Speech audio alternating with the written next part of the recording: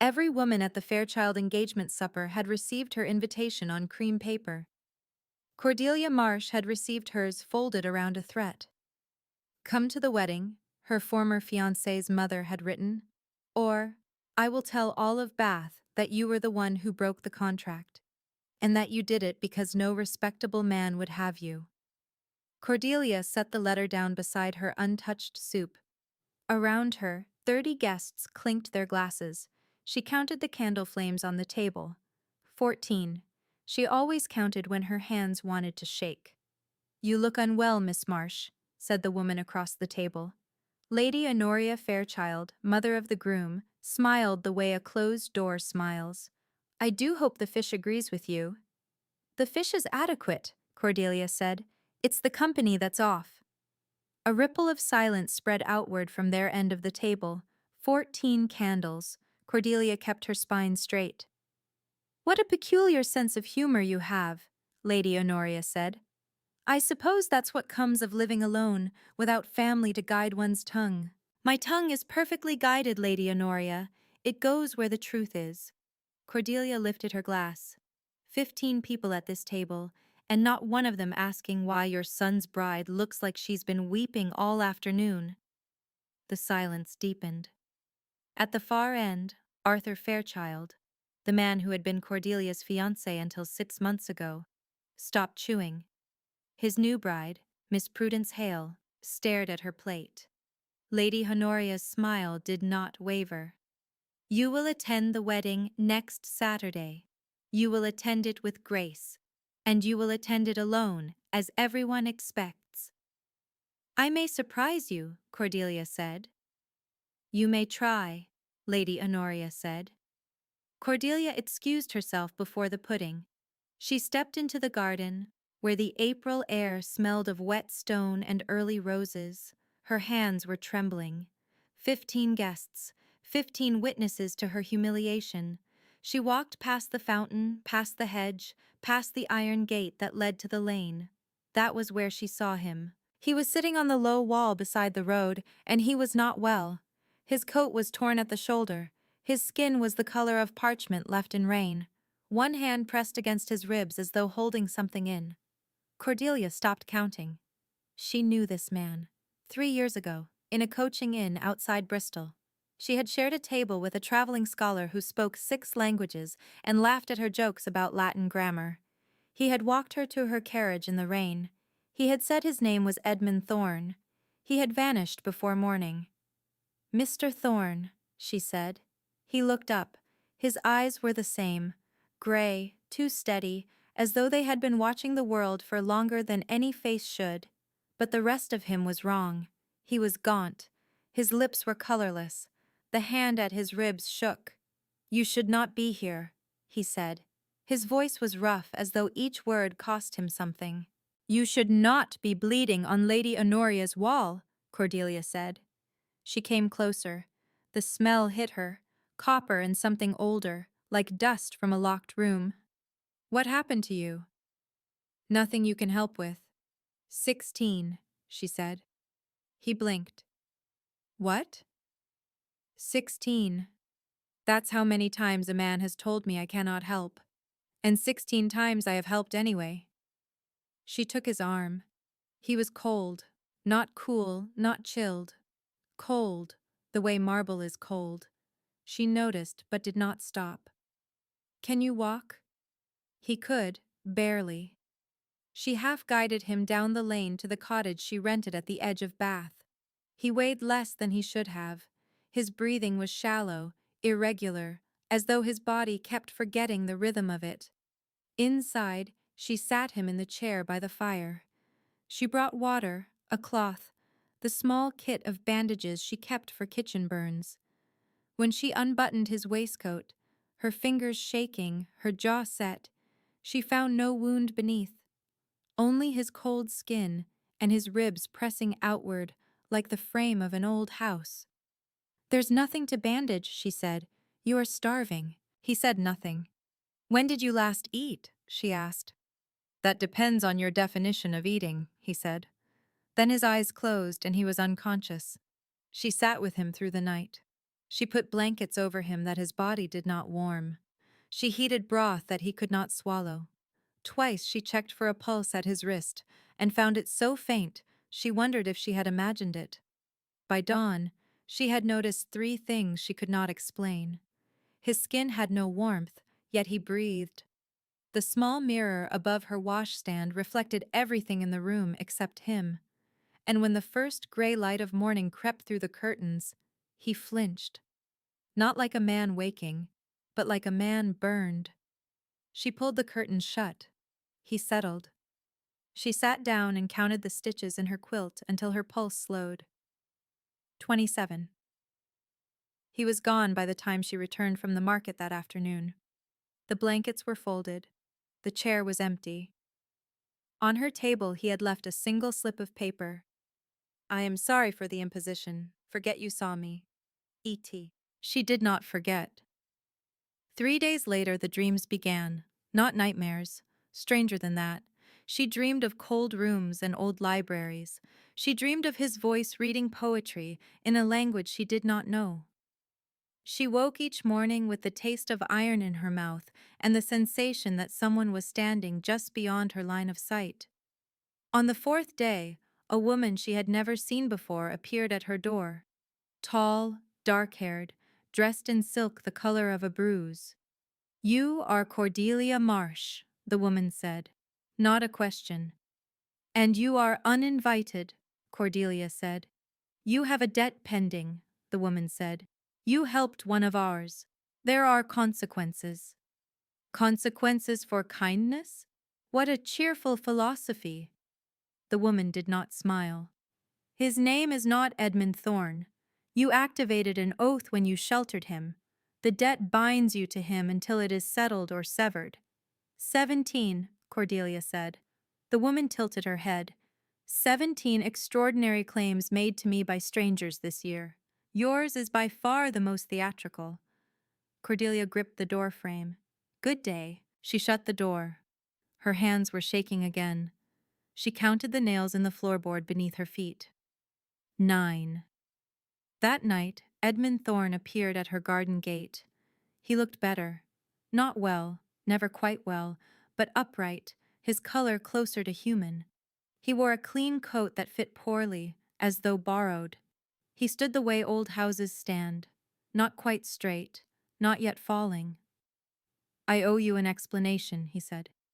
"You owe me considerably more than that," Cordelia said. She stood in her doorway, arms crossed. "A woman came to my house. She said I activated an oath. She said I am bound to you." His teeth pressed edge to edge. "She should not have come. But she did. So you will explain, now, clearly, without poetry or evasion." He took a breath he did not seem to need. "I am not a traveling scholar. I am not a man in the way you understand the word. I have lived for over 400 years. The oath is a blood debt. Ancient, automatic. When a mortal aids one of my kind in extremity, the debt binds us. I did not choose it. You did not choose it. But it exists." Cordelia stared at him. "You are telling me you are a vampire?" "Yes. And that by helping you, I have chained myself to you. In essence." 18, she said, her voice rising. 18 impossible things, and this one takes the crown.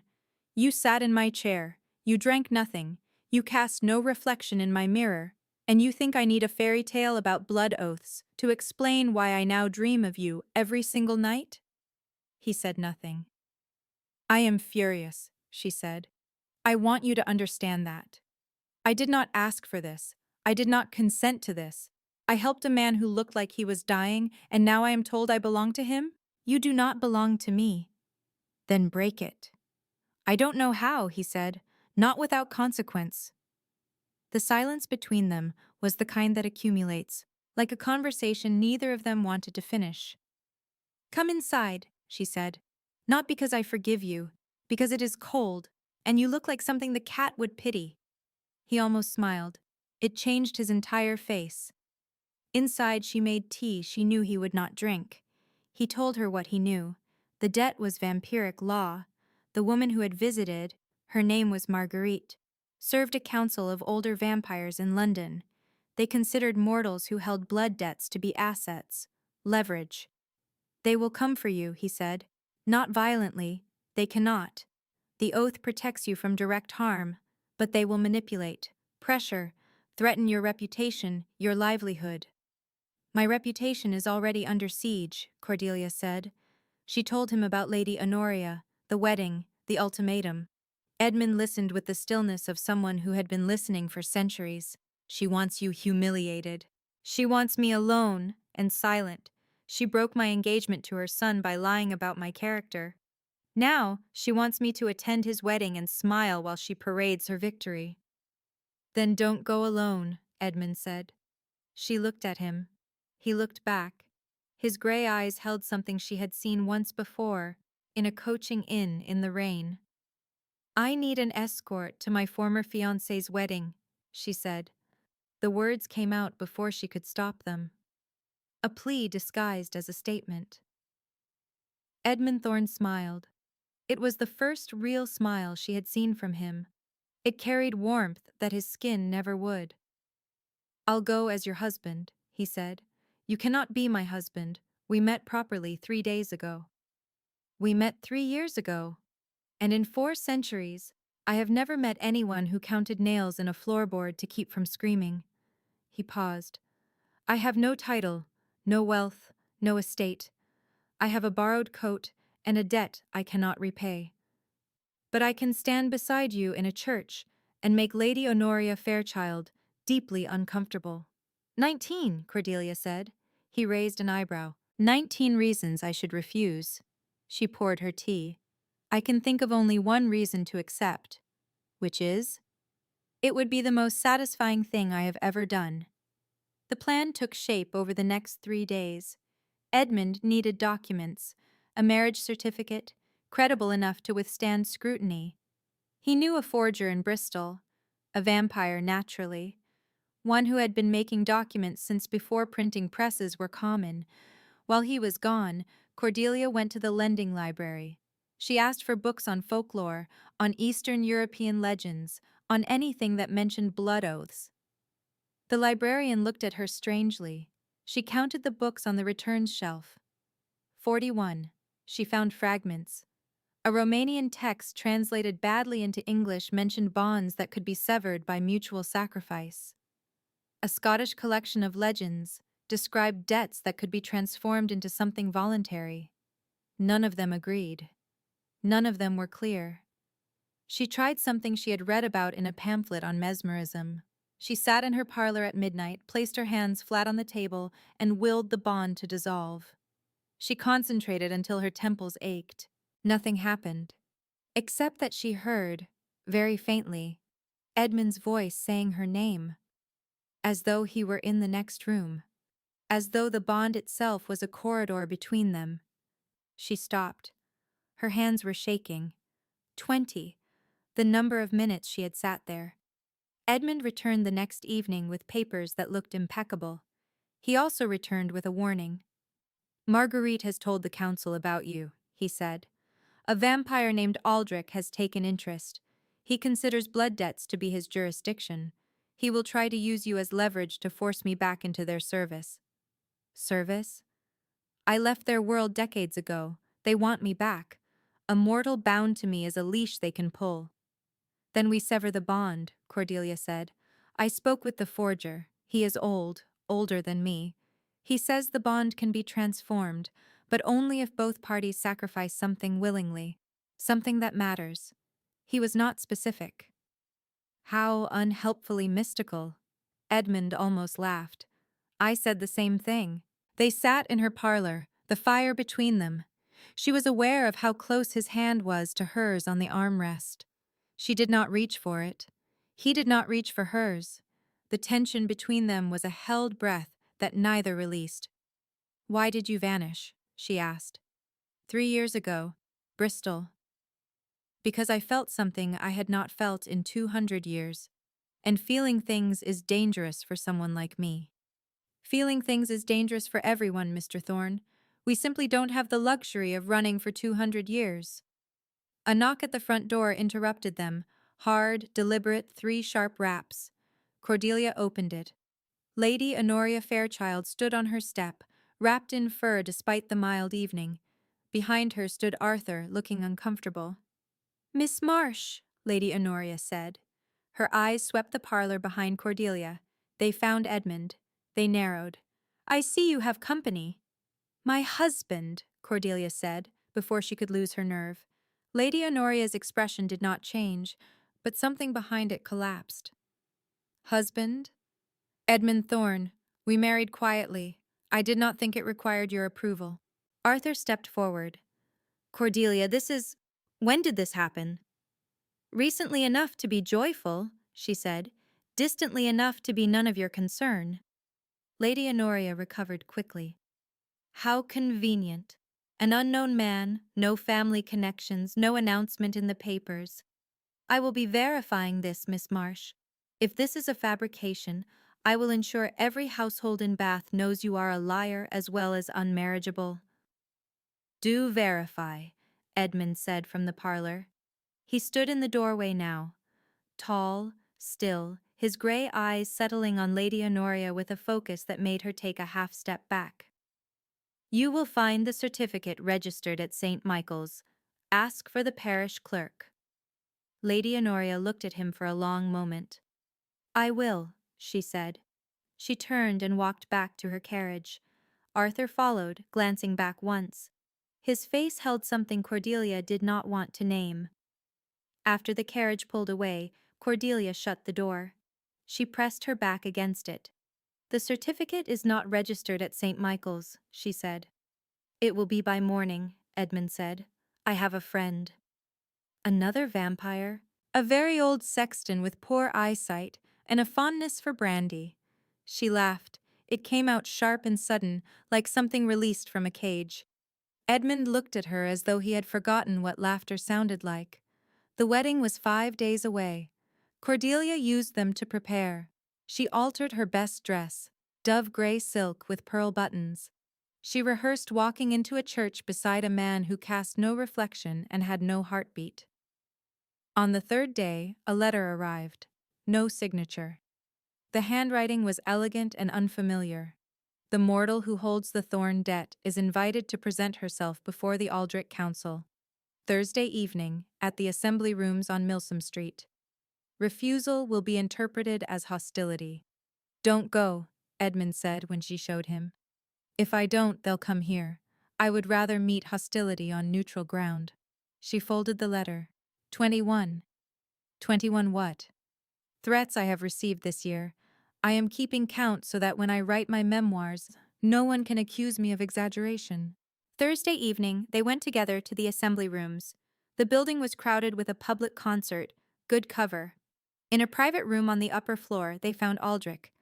He was not what Cordelia expected, small, neat, with the face of a country solicitor. He sat behind a writing desk and looked at her the way one looks at a ledger entry. "Miss Marsh," he said. "Mrs. Thorne," she corrected. "We both know that is a fiction." Aldrich's tone was pleasant. "Edmund left our community 40 years ago. He has no standing, no resources, no protection. The blood debt you hold makes you a person of interest to us. We would like to offer you an arrangement." "What kind of arrangement?" "Serve as our liaison to the mortal world in Bath. Provide information. Facilitate access. In return, we release the debt and leave you both in peace." "You want me to spy for you?" "We want cooperation." 22, Cordelia said. Aldrich frowned. "Polite words for ugly proposals. I have been counting them all year." She stood. "No." Aldrich's pleasant expression did not change. "Then the debt remains. And I should tell you, Lady Honoria Fairchild has been asking questions about your husband. She visited 3 parishes today. If the certificate is false, she will find out, and I could help her find out considerably faster." The room went cold. Cordelia felt Edmund tense beside her. Aldrich had just combined their 2 enemies into one threat. "You would expose us to a mortal," Edmund said. His voice was quiet. "I would allow a mortal to discover what she is already seeking. There is a difference. Aldrich straightened a pen on his desk. You have until Saturday. The wedding, I believe. How fitting. They left in silence. On the street, the sound of the concert drifted through the windows. A violin, sweet and indifferent to their trouble. He will tell her, Cordelia said. Yes. Then we need the certificate to be real. Or we need to not need it at all. She walked faster. Her mind was working. There is a third option. Edmund kept pace beside her. Which is? The truth. Not about you. About Lady Honoria. She broke my engagement with lies. She told Arthur I had debts, that I had been seen with other men. None of it was true. I was too proud to fight it at the time. I thought silence was dignity. And now? Now I think dignity is overrated.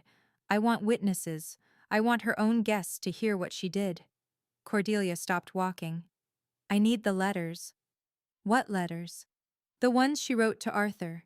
The ones full of lies about me. Prudence Hale, his new bride.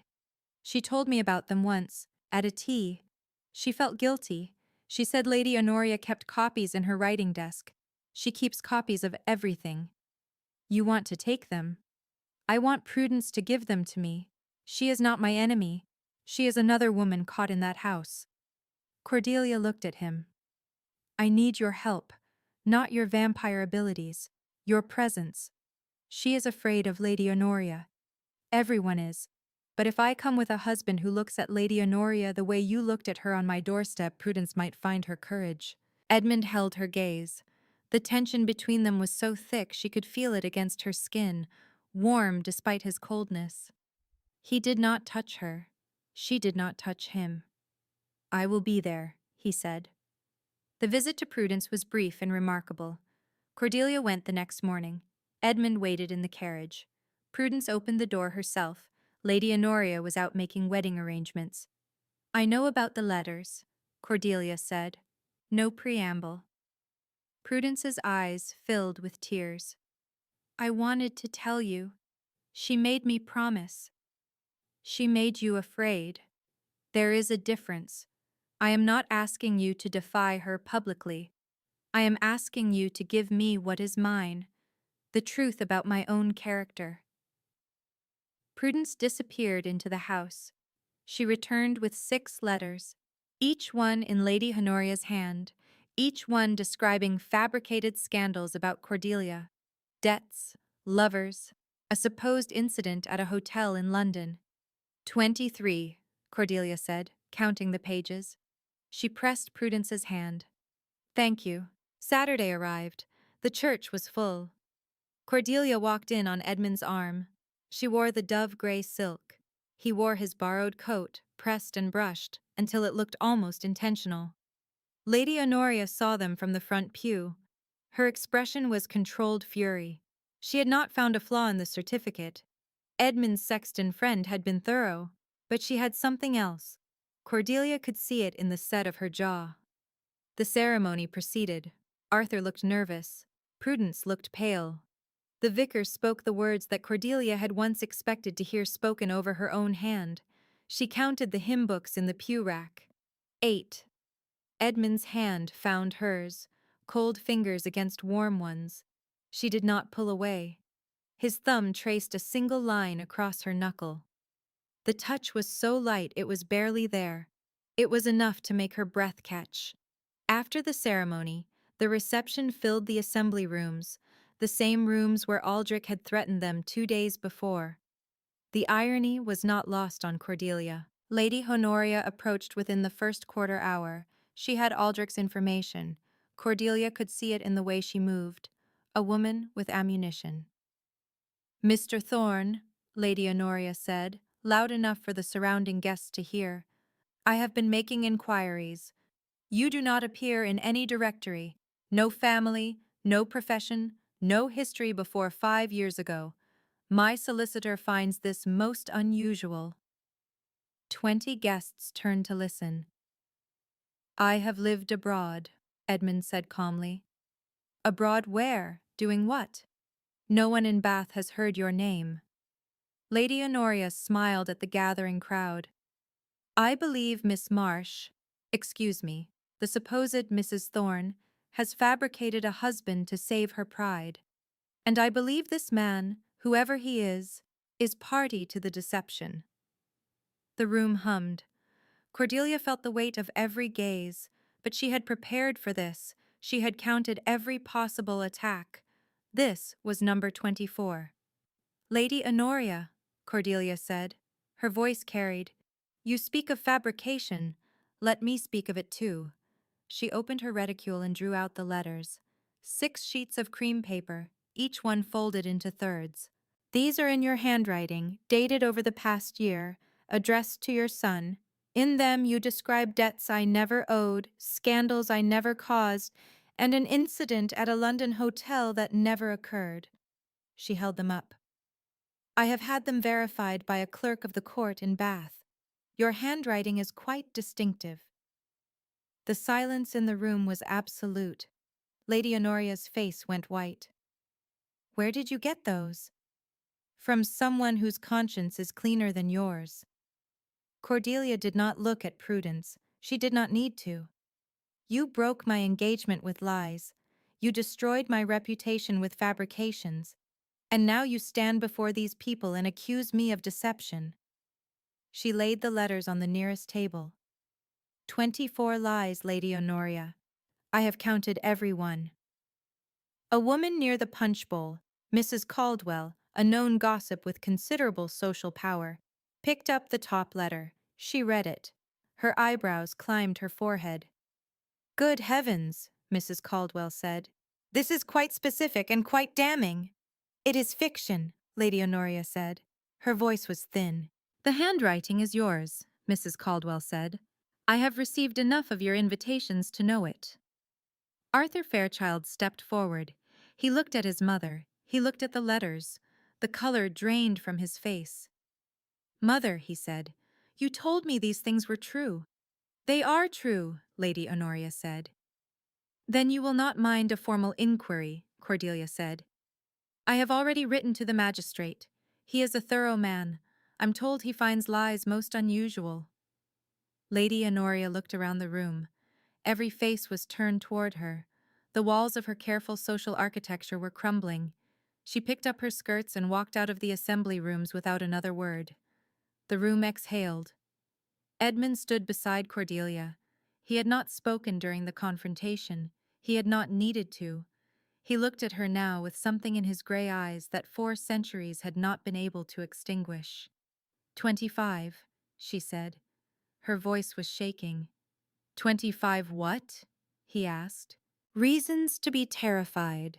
She turned to face him. The guests were murmuring, dispersing, processing what they had witnessed. Mrs. Caldwell was already telling someone the whole story.